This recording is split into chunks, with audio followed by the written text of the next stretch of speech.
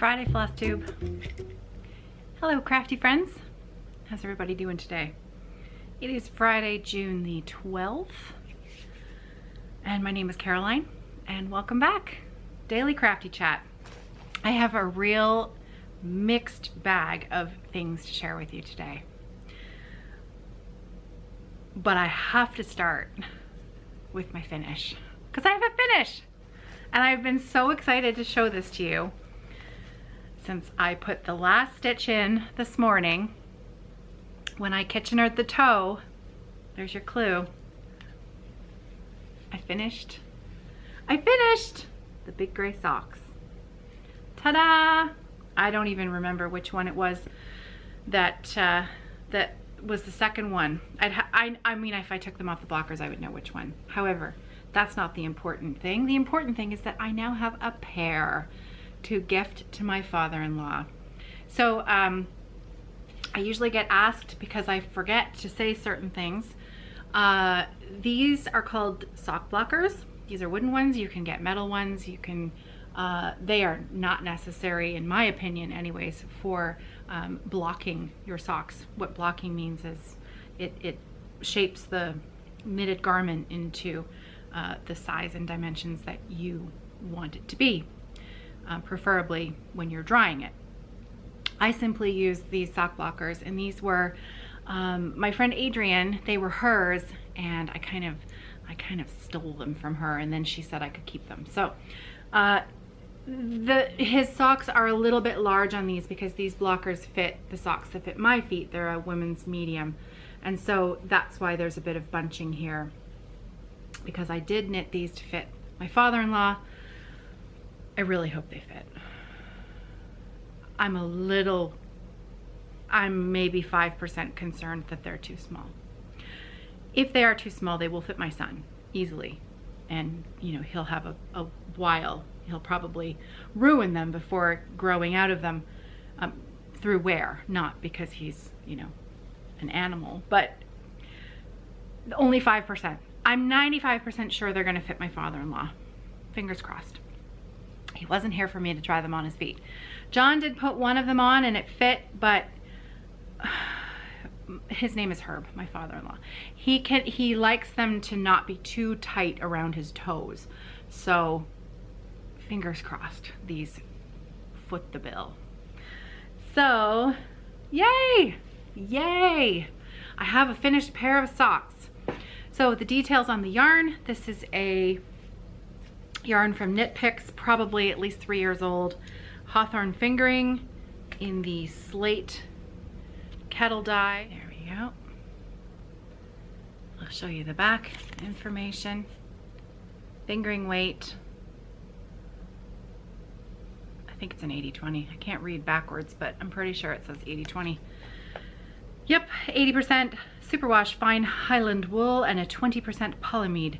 That's nylon, you know, something that's in the wool, and a little bit of extra strength to the wool, and strength and a teeny bit of elasticity perhaps from the nylon. I like to knit socks that have with a wool that has some nylon content in them, because they tend to hold up a bit better. Anyway, ta-da! The pattern that I used is the pattern that I use for my tutorial series, Learn to Knit Socks. It's in the Learn to Knit playlist that's on this channel. It starts right at the very beginning, learning how to cast on, and takes you all the way through a dishcloth, a hat, a glove, not a glove, a mitten, excuse me, a mitten. It doesn't have the fingers like a glove, it's a mitten, and then a sock. And the pattern was written by my good friend Louise Patterson of Wildflower Wool, and it is her super simple sock pattern.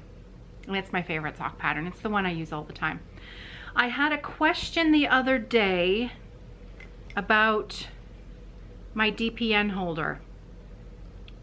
If you'll remember, it has the snaps on it, and this is what I keep my sock needles in. My double pointed sock needles. And she, the lady who wrote in said, what is that? And I think I need one of those. So these are all over Etsy. All you have to do is type in an Etsy search for a DPN cozy, C-O-Z-Y. That's what they're called. It's a DPN cozy or DPN holder, something like that. You can even get different lengths if you use double pointed needles that are maybe a little bit longer. You can have them, they'll come in a few different sizes. There are so many makers on online who are selling these. My friend Dawn, Knits Best Thing, I know she also makes these, but I'm not sure that she has any in her shop at the moment. She's in Sarnia, Ontario, if you're Canadian. I know she makes good stuff because, well, she's a friend of mine, and I've personally road tested all of her sewing paraphernalia. So Knits Best Thing if you're Canadian, and just Google DPN cozy. Google Etsy search. You'll get what you need to find. You'll find what you need to get. I have no stitching to share with you today.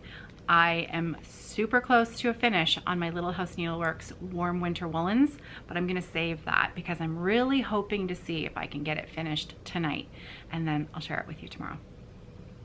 Also, tomorrow, I had another viewer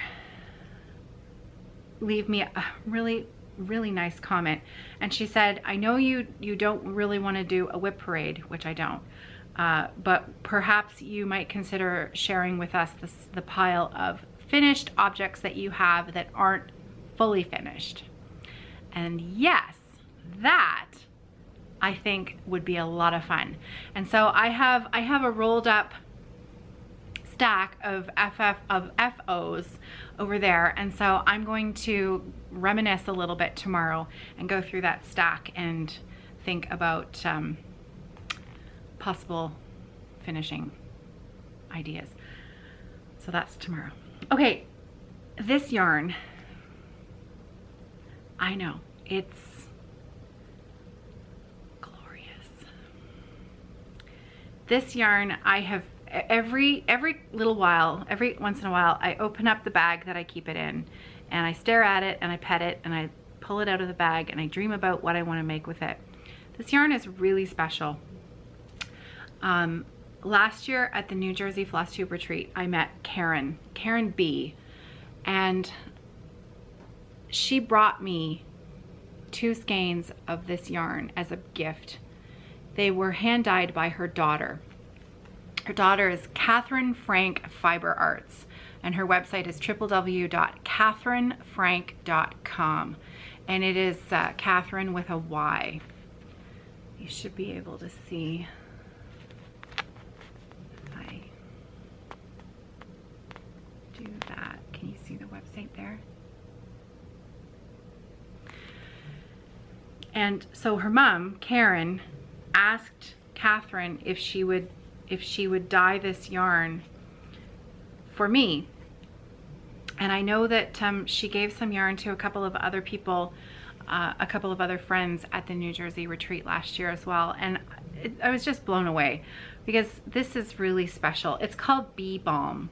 That's what she named it. And it's so beautiful that it really deserves to be made into something that I can wear. So this is on my radar for the next month to be cast onto something. And in fact, I think I'm gonna save it until July. My birthday's in July, and I think this might be a really nice birthday cast on. So I love it. I just love it. And you're not able to see the actual true color as much as I would. Color is so hard to share. Okay, so that's my yarny stuff for today. This is random. Patty left me a question in the comments, probably from a few days ago, and she said, I can't remember exactly how she worded it, but she said, you mentioned something that your son loves to eat for lunch, and She said, I don't know what the heck it was. What did you call it? And she attempted to say what it was. And it's Kraft dinner. So Kraft dinner is my son's absolutely favorite food. And you would know it probably as macaroni and cheese. Kraft macaroni and cheese. Gerald and I had this conversation a while back, and I said, oh, I'm making Nicholas Kraft dinner, and he's like, Kraft dinner? I'm like, yeah, you know, KD. We call it, it's very common to say, you know, what'd you have? I had KD for lunch, or a snack, or, you know, you spend a lot of money on your framing and you know you're going to be eating KD and hot dogs for the next month because you blew all of your monthly food budget on on your framing bill for your cross stitch. Not that I've done that, but you know what I mean. I have never spent all of my food budget on framing. I promise. My children have always had fruits and vegetables to eat. Sometimes they were carrots and apples, but you know, we're healthy around here. It's okay to have the odd box of Kraft dinner. So it's macaroni and cheese. Macaroni and cheese, that's all. There's even, oh, there's an NHL top cheese, 1 in 8 chances to win a puck. That also seems very Canadian. Oh, that's really funny. So yeah, that's what Kraft dinner is. Nicholas loves it, and he's growing like a weed. So actually, you know, if you let him, he'll eat a whole box by himself. Okay, the other thing that I have to share with you today is actually really quite special. I had a great visit with my mom and dad yesterday. It was so nice to see them again. It had been months, and in fact, Mom said that they haven't seen John since Christmas. So, you know, of course he was here yesterday as well. So it was just really nice for us to get together. And my mom came through, and she actually brought not 1 jar, but she brought me 2 jars of dill pickles. Now, she did say that she would send me the recipe. So what I'll do is, I've got a lot of stuff to go in the drop-down box today. I'll tell you about in just a minute. So I will I'll share the dill pickle recipe tomorrow, okay? So the dill pickle recipe will be in the drop-down box tomorrow, and I'll remind you again tomorrow that I'm putting it there. The other thing she brought for me, she brought me a little birthday present, but she also brought me something very, very special that I knew would just, that you would want to see. So she brought me something that was wrapped up in some blue tissue paper, and she said, I've been saving this since you were a baby, and I thought, you know, you would like to have it, and so I unwrapped it. And do you remember I told you when we were looking at Lena Cross Stitch on Etsy, and I said that her patterns could be used for both cross stitch and also filet, somebody please correct me, crochet. And I believe, I'm not sure that this is that style of crochet. I don't think it is. I don't know enough about crochet to actually know the difference, but I do know that she did do that style of crochet. I guess it would look like the charts in Lena's Cross Stitch, wouldn't it? Anyways, so my grandmother used to do very, very fine crochet work, and she made these 2 lace collars for me as a baby. So that's the first one.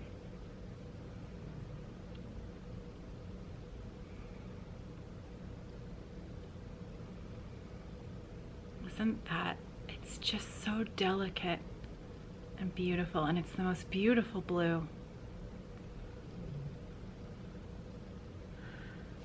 And then a sort of ecru.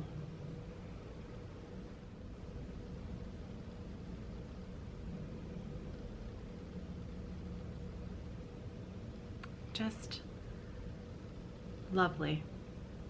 And so she made these 2 collars, and then she gave them to my mom, and she said that my mom could maybe put them on a baby dress or something for me. And mom said that she just never did, but she tucked them away and kept them safe. And now I have them. And I don't know.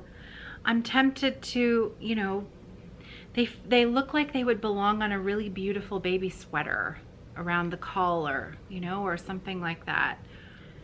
I do know that I will be keeping them safe. They're absolutely beautiful. And thanks, Mom, for bringing them for me. Oh, just lovely. Okay, so a couple more things to share. I have to show you this fabric. This fabric makes me laugh, and I've been saving it, and I thought, you know what, this weekend I am gonna cut into it and I'm gonna make some bags. This is a Tula Pink fabric. And the reason why, I know it's weird, right? It's really strange. Sometimes Tula Pink fabric is just a little bit out there, but I love it. I always love it. And the reason why this one makes me laugh is because the name of the print is called Cat Snacks. I have to show you the, look at, where does it say it? Cat Snacks. And it's got little mice on the little color wheel here. It's so fun. And I had to buy it because it was called Cat Snacks. I know, it's so weird. So I think I have some turquoisey teal. And I know I have some red, and I know I have some pink. I'm not quite sure what to put on the bottom of this, or just make the whole bag out of the Cat Snacks, because I just think it's really funny. You know, this would make a good small size, wouldn't it? Just the entire print. Yeah, I'm gonna try it. What the heck? It's so fun. I have to cut into it. It's just because it's fun. The book club, Cross Stitchers Who Read. We are reading the Lace Reader.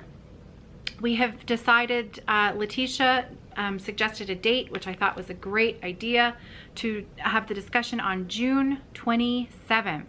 So June 27th, it's at the end of this month. That's when we're going to have our discussion on the Facebook group. With the group is, you can find the exact name of the Facebook group in the drop down box below, but I'm pretty positive it's Cross Stitchers Who Read. And we're going to be discussing the Lace Reader. And as you can see, as is usually the case with me, I'm right up to the last minute. So it's really good. I have to say, it is really good so far. And you know, I'm not that far. I'm, what am I, 8 chapters in? It's really good. I'm enjoying it a lot.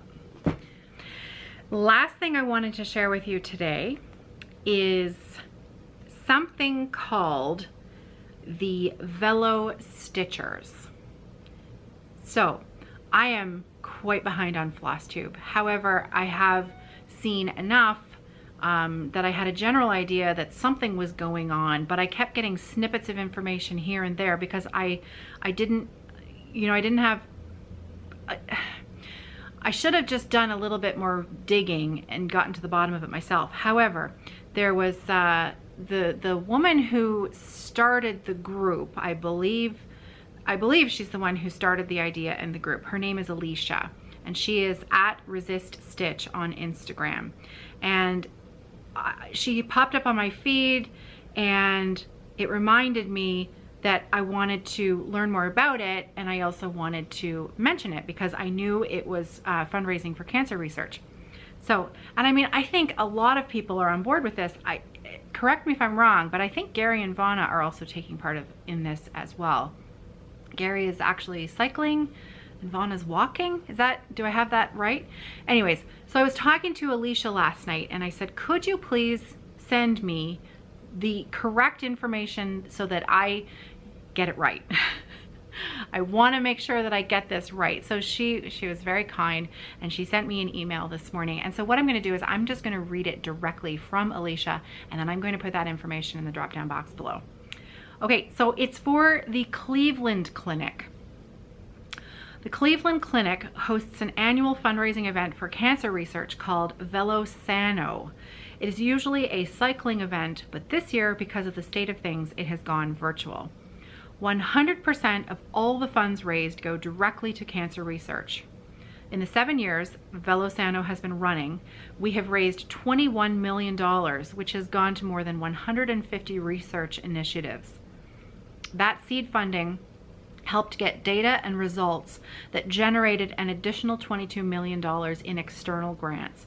So money raised for VeloSano goes a long way to helping end cancer. The Velo Stitchers team, formed by Michelle, Bendy Stitchy, Aaron, 2 Martini Stitcher, McKenna, Stitching in Sequins, and Alicia, Resist Stitch, is raising money by pledging stitching, be it hours stitched, number of stitches, whatever you like, and asking family and friends to sponsor this stitching.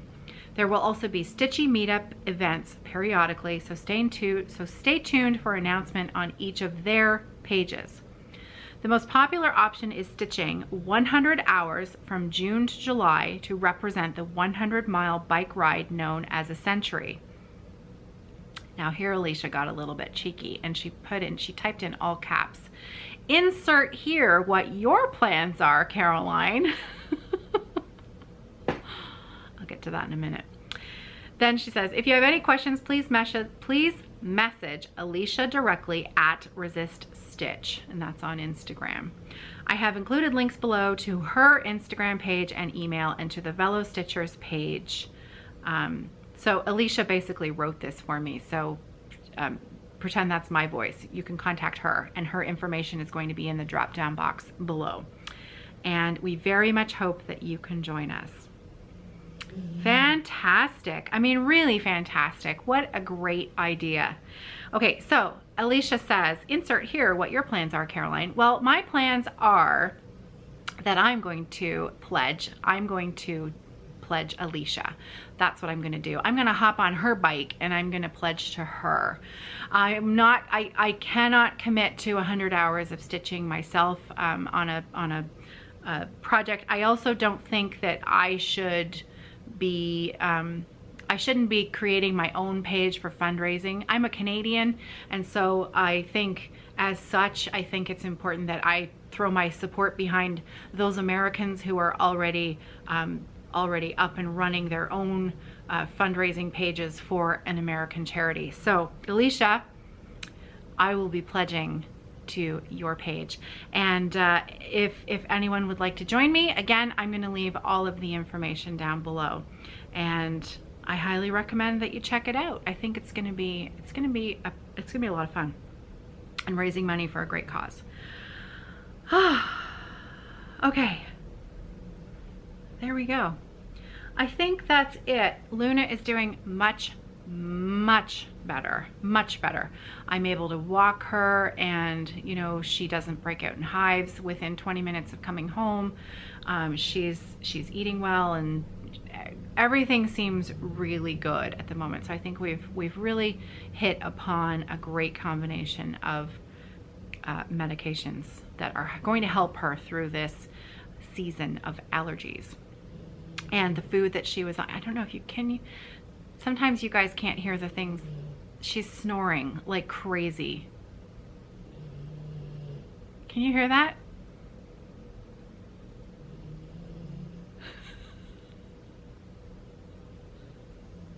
I don't know if you can hear that, but she's put herself into her crate and she is snoring like crazy. It's really quite funny. All right, I am going to pop in some photos at the end here of stitching projects, crafting goodness that you have been so kind to share with me. Love your emails. So I will be back tomorrow, and I'm really looking forward to having a peek through those FOs that I probably haven't looked at for quite a while. And I'm sure it's going to be motivating to me that I do actually, in fact, finish things. So I'm gonna go pat myself on the back over my pair of socks. I'm gonna make a cup of coffee. I'm gonna edit this video, and I've got some sewing to do this afternoon. Maybe a cat snacks bag and some Canada bags. So we'll see you tomorrow. Everybody take care. Happy stitching. Join us on the Facebook group tonight, the Friday Off the Grid Facebook group for Friday night stitching, partying in your pajama pants or your party pants, and share your progress with us over there so that we can cheer you on as well. Happy stitching, everybody. I'll see you tomorrow.